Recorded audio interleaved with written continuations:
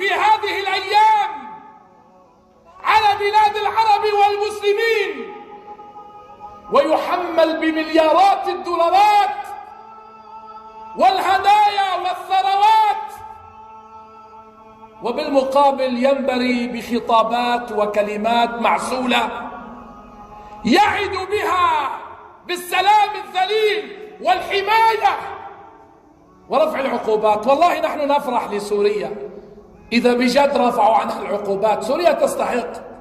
سوريا قدمت الكثير وصحتين على قلبها، لكن يحكى أن صيادا اصطاد مجموعة من العصافير في يوم عاصف، ثم وضع هذه العصافير أمامه وأخذ يذبح العصفور تلو الآخر، وباقي العصافير ينظر وهو يفعل كذلك. هبت ذرات من الغبار إلى عينيه فذرفتا بالدموع فصار وكأنه يبكي. فقال العصفور لصاحبه: انظر إلى هذا الصياد، ما أحن قلبه علينا، إنه يبكي علينا، ما أرقه، ما أعطفه. فرد عليه العصفور الآخر وقال: لا تنظر إلى دموع عينيه، لكن انظر إلى فعل يديه. وأنتم يا حكام العرب، أما شممتم رائحة يدي ضيفكم التي تفوح منها رائحة البارود والقنابل الذكية التي ترمى على أهلنا في غزة، على أطفالها ورجالها ونسائها الذين يستصرخونكم منذ أكثر من عام ونصف؟ أكلوا الجيف، أكلوا العلف، أكلوا ورق الشجر، أكلوا التراب. يا إخواننا، انظروا إلينا، من مال الله وليس من مالكم، ولم تدخلوا إليهم كسرة خبز ولا شربة ماء، واليوم تحملون هذا العرعن الأصفر $1,000,000,000 تحملونه بكل الثروات وبكل الخيرات. بالله عليكم، هل نحن من أمة محمد صلى الله عليه وسلم؟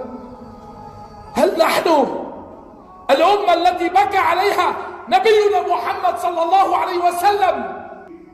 عذرا سيدي يا رسول الله، فلقد غيروا وبدلوا بعدك كثيرا، فإنك لا تدري ماذا أحدثوا بعدك.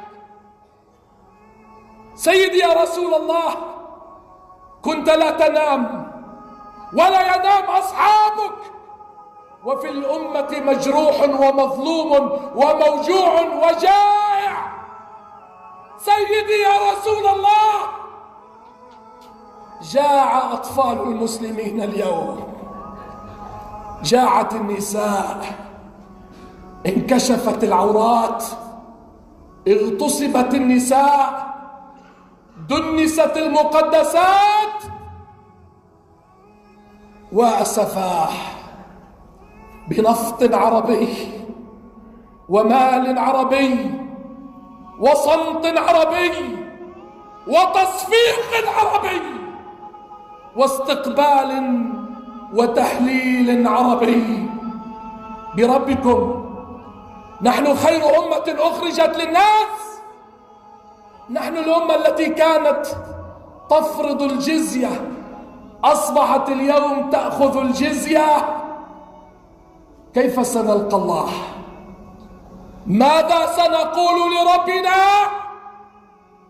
ونحن نراهم كبارهم، نرى كبارهم يربطون الأحجار من الجوع، ونرى صغارهم لا يتحملون، يتلوون ويتساقطون ويذوبون كما يذوب الملح في الماء، ويعرجون إلى أقمار السماء ليكونوا خصماءنا يوم القيامة. نعم، هم خصماؤنا، لا تنظر في وجوههم يوم القيامة. اللهم جوع من جوعهم، واحرم الجنة من حرمهم، واقتص ممن ظلمهم يا الله.